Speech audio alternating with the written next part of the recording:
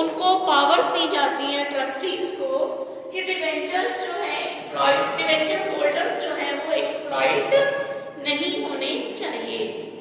Next topic is disclosure of debentures in the balance sheet. Disclosure of debentures in the balance sheet.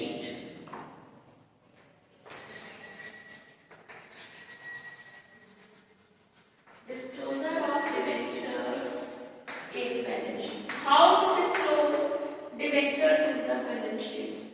Sometimes जो debentures हैं long term borrowings भी दिखा सकते हैं, long term borrowings के अंदर, ठीक। और कभी कभी debentures को short term borrowings में भी दिखाते हैं, when short term borrowings,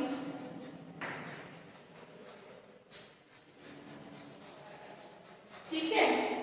और डिबेंचर्स को समटाइम्स हम करंट लायबिलिटीज में भी शो करते हैं, when current maturities of long term debt। एक तो लॉन्ग टर्म बोरोइंग्स में शो करना या शॉर्ट टर्म बोरोइंग्स में कब शो करना, और दूसरा अंडर करंट लायबिलिटीज और सब हेडिंग हो जाती है करंट मैच्योरिटीज,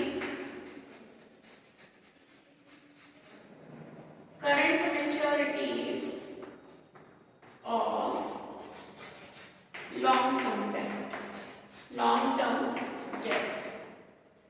स्टूडेंट्स, अब हम इसको, इस कंसेप्ट को समझने के लिए पहले हमें करंट लायबिलिटी का मीनिंग और नॉन करंट लायबिलिटी का मीनिंग क्लियर होना चाहिए। Current liabilities are the liabilities which are due to be paid within a year और within the operating cycle. एक साल के अंदर within a year current liabilities are due to be paid within a year और within operating cycle. अब बच्चों यहाँ ये समझना जरूरी है कि ऑपरेटिंग साइकिल क्या होता है। आपने रॉ मटेरियल परचेज किया, प्रोसेसिंग हुई, सेमी फिनिश्ड गुड्स बने, फिर फिनिश्ड गुड्स तैयार किए, फिर फिनिश्ड गुड्स की सेल हुई डेक्टर्स को, डेक्टर से बिल अगर उन पर बीआर ड्रॉ किए गए और फिर उससे कैश रिसीव हुआ, ठीक है, और कैश से फिर हमने रॉ मटेरियल परचेज किया। तो रॉ मटेरियल परचेज से लेकर के कैश ऑब्टेन करने तक the time which is consumed from the purchase of raw material to the conversion of products into cash, जो भी टाइम आपका लगेगा उसको हम ऑपरेटिंग साइकिल कहते हैं। ऑपरेटिंग साइकिल वेरी करती है बिजनेस टू बिजनेस। किसी बिजनेस की ऑपरेटिंग साइकिल कुछ होती है और किसी की कुछ। जरूरी नहीं है सबका ऑपरेटिंग साइकिल का पीरियड सेम हो। तो ऑपरेटिंग साइकिल अगर गिवन ना हो तो 1 ईयर तो देखना ही होता है कि 1 ईयर के अंदर आपको करंट लायबिलिटीज पे करनी है या ऑपरेटिंग साइकिल के अंदर। नॉन करंट लायबिलिटीज वो होती है which are due to be paid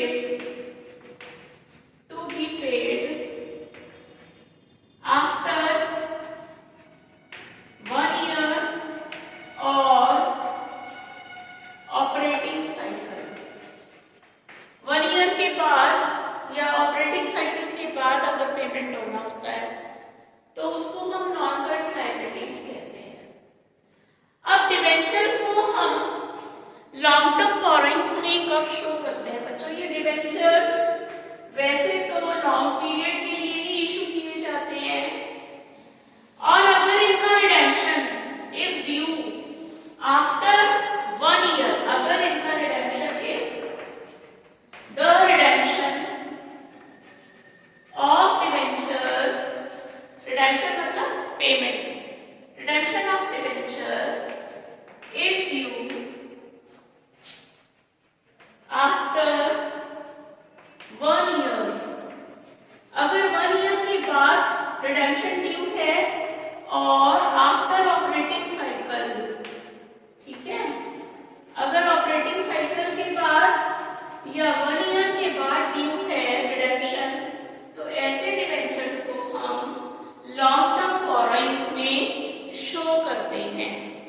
कैसे शो करेंगे? बैलेंस शीट, इसको मैं आपको दिखाती हूँ किस तरह से शो करेंगे। बैलेंस शीट में equity and liability side, liability side में ये नोट नंबर होता है, ये अमाउंट होता है। ठीक, अब यहाँ पर नॉन करंट लायबिलिटीज की मेन हेडिंग पड़ेगी और उसमें long term borrowings, long term borrowings में हम कितने डिबेंचर्स हैं, suppose 50,000 debentures, 50,000 9% debentures at the rate of ₹100 each. तो हम इसको दिखाते हैं, एग्जांपल ले रहे हैं मैंने 50 लाख। तब हम इसको लॉन्ग टर्म बोरोइंग्स में शो करते हैं यदि इसका रिडेम्पशन 1 ईयर के बाद और ऑपरेटिंग साइकिल के बाद है। फॉर एग्जांपल, सपोज आपने डिबेंचर्स इशू किए हैं 31 मार्च 2005 को। ठीक, आपने डिबेंचर्स इशू किए 31 मार्च 2005 को और इनकी ऑपरेटिंग साइकिल का जो पीरियड है वो 24 मंथ्स है और इसका रिडेम्पशन था 31 मार्च 18 को। 5 में इशू किए, रिडेम्पशन 18 को है, 1 ईयर भी हो जाएगा, ऑपरेटिंग साइकिल भी हो जाएगी। तो ऐसे डिबेंचर्स को, जो जिन डिबेंचर्स का रिडेम्पशन 1 ईयर के बाद और ऑपरेटिंग साइकिल के बाद है, उन डिबेंचर्स को हम non current liabilities main heading, equity and liabilities side में non current liabilities main heading, sub heading long term borrowings. इसका नोट्स टू अकाउंट्स कैसे बनेगा? Notes to accounts, note number और ये हो जाएगा पर्टिकुलर्स, नोट नंबर 1, 2 जो भी है। यहाँ पर हम हेडिंग डालेंगे लॉन्ग टर्म बोरोइंग्स और लॉन्ग टर्म बोरोइंग्स में कितने डिबेंचर्स हैं? 50,000 9% debentures at the rate of ₹100 each. तो ये हमारा 50 लाख रुपीस जो है ये इस तरह से यहाँ हमारा नोट नंबर 1 यहाँ ट्रांसफर हो जाएगा। फिर यहाँ ये सब शो करने की कोई जरूरत नहीं होती है, सारा डिटेल कहाँ मिल जाता है? Notes to accounts. ठीक हो गया बच्चों? अब डिबेंचर्स को हम शॉर्ट टर्म बोरोइंग्स यानी कि करंट लायबिलिटी में कब शो करते हैं? When short term borrowing, short term borrowings में अंडर करंट लायबिलिटीज कब शो करते हैं? ठीक है, इसको पढ़ेंगे अब हम। करंट लायबिलिटीज डिबेंचर्स कब माने जाते हैं? यदि इनका redemption is due before 1 year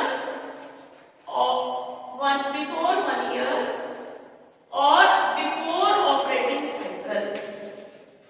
अगर 1 ईयर से पहले या ऑपरेटिंग साइकिल से पहले अगर डिबेंचर्स का रिडेम्पशन ड्यू है तो फिर वो करंट लायबिलिटीज में शॉर्ट टर्म बोरोइंग्स में शो किया जाता है, डिस्क्लोज किया जाता है बैलेंस शीट में।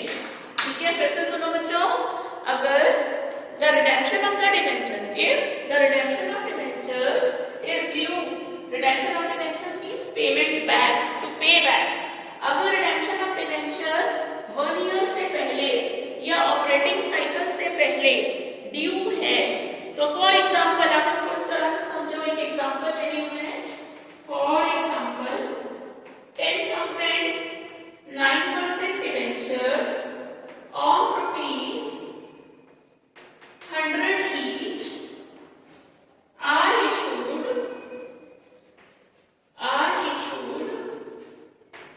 on 1st April 2017, redeemable on, कब रिडीम होंगे? Redeemable on 31st January 19। यहाँ पर ऑपरेटिंग साइकिल जो है वो 24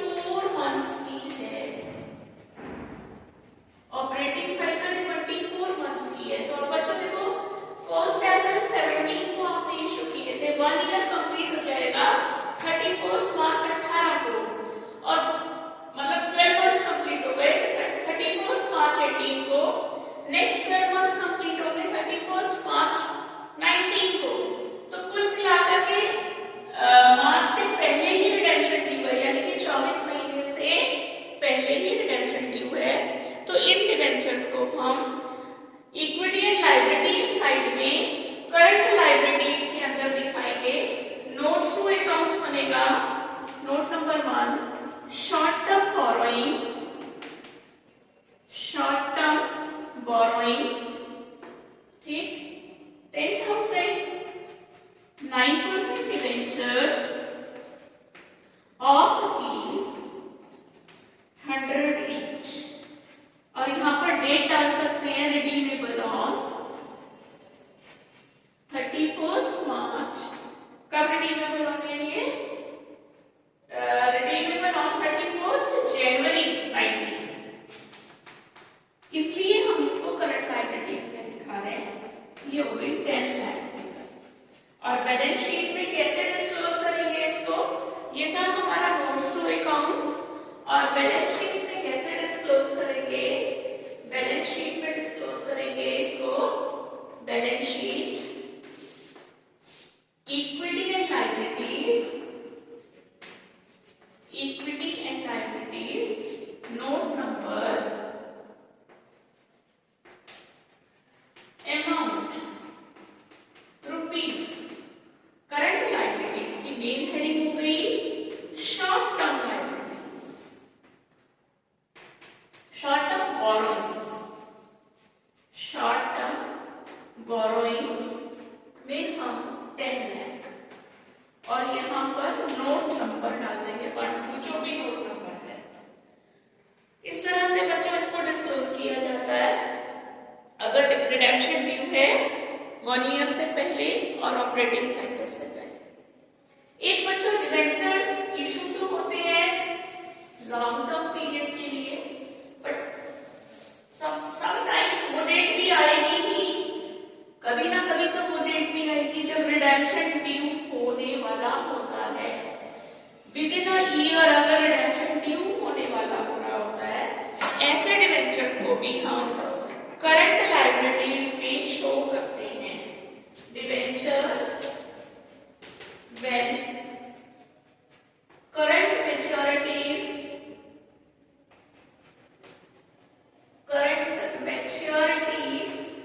of long term debt,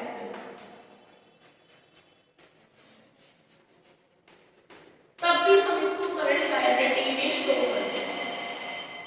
कहने का मतलब ये है कि part of the debenture shown as long term borrowings becoming due for redemption within 12 months of the balance sheet or within the time period of operating cycle is shown as current maturities of long term debt under current liabilities। Debenture का वो part जिसका redemption, suppose करो आपने a company issued 10,000 9% debentures of ₹100 each on 1st April 2010 में issue किए थे। Out of these debentures, out of these debentures 20% are due for redemption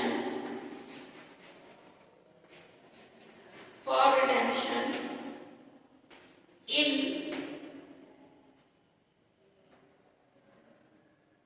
on 31st March 21। 31 मार्च 21 में, अब 21 आ रहा है बच्चों, इसमें से 20% डिबेंचर्स जो है ड्यू है रिडेम्पशन के लिए, यानी कि 2000 डिबेंचर्स कमिंग सेशन में 31 मार्च तक हमें रिडीम करने हैं। तो इनमें से ये 10,000 में से 8,000 डिबेंचर्स तो ये देखो लॉन्ग टर्म बोरोइंग्स हो जाएंगे, इक्विटी एंड लायबिलिटी साइड में नोट नंबर और balance amount. Non current liabilities में लॉन्ग टर्म बोरोइंग्स में हम दिखाएंगे 8,000 9% डिबेंचर्स ऑफ ₹100 ईच, जो भी नोट नंबर वो नोट्स टू अकाउंट्स से पता चलता है 8 लाख। बाकी जो 2000 डिबेंचर्स हैं, since their redemption is due this year, इसलिए हम उनको करंट लायबिलिटीज में other current liabilities sub heading कहां दिखाएंगे, अदर करंट लायबिलिटीज में। इसका नोट्स टू अकाउंट्स में बनाएंगे current मैच्योरिटीज of long term debt. यहां 2000 डिबेंचर और at the rate of ₹100, 2 lakh रुपए का। समझ आ गई बात? इस तरीके से वो पार्ट डिबेंचर्स का हमने current मैच्योरिटीज of long term debt under current liabilities show किया है, जिसका रिडेम्पशन हमें with in a year, with in the current financial year हमको जिसका रिडेम्पशन करना है। Now students, next topic is issue of debentures.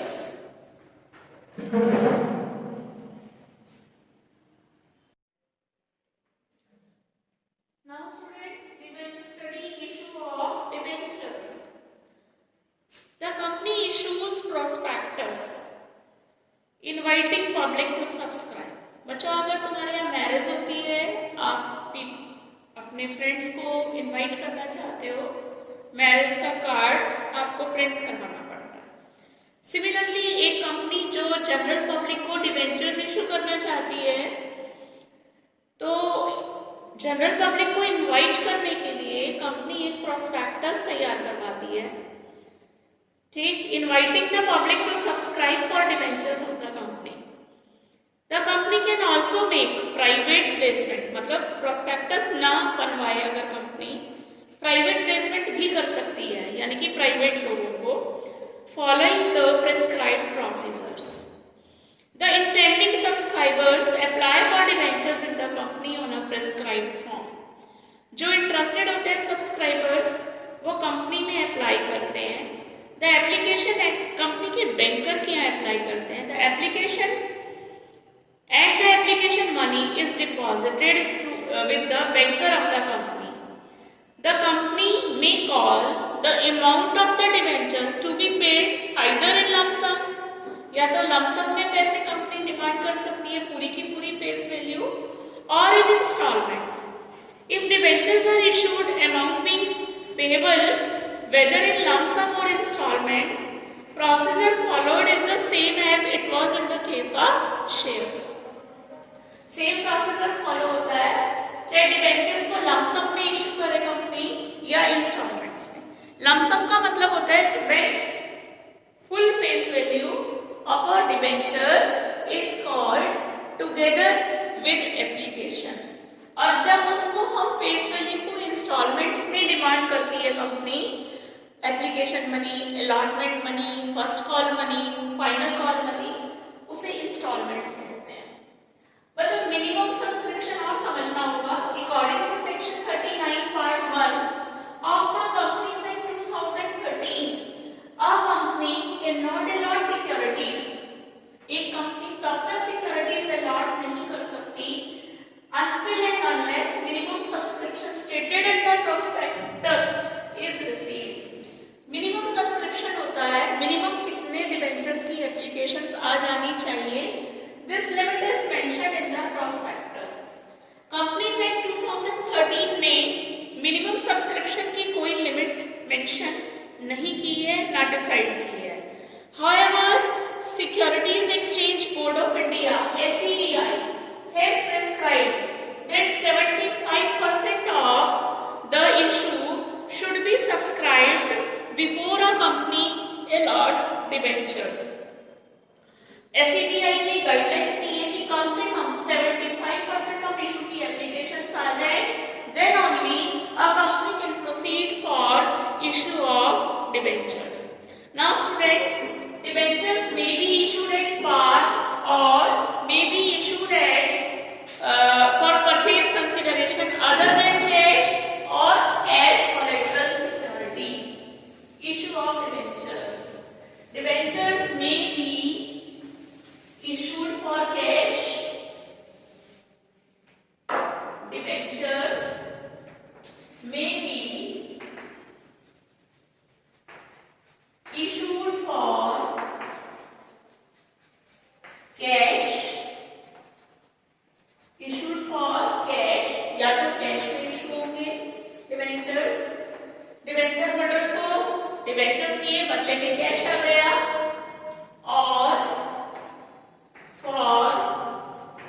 Purchase consideration